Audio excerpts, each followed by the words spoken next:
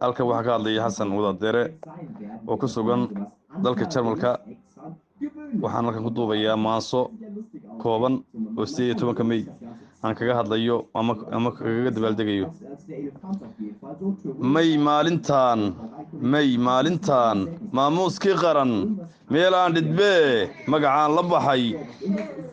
waa maalintan calan midablihiyo mugi qaran lahaa mashraxa burcaba kumiyiriye midowgii ka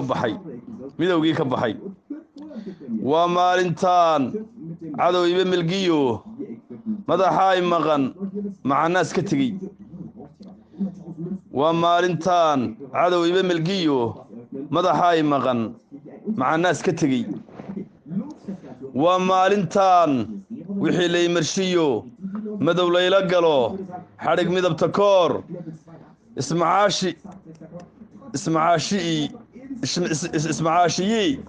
ismacaashii meel aan ku xidhay waa maalintan wixii lay marshiyo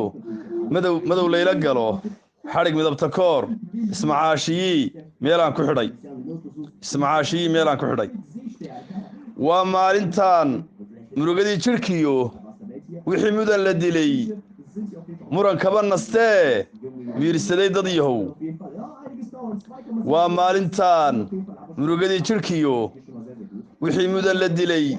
muran kaba nastee miirsaday dad yahow waa maalintan madax iyo majaba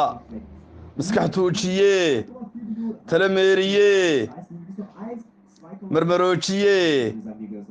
meel qaran ka dhigay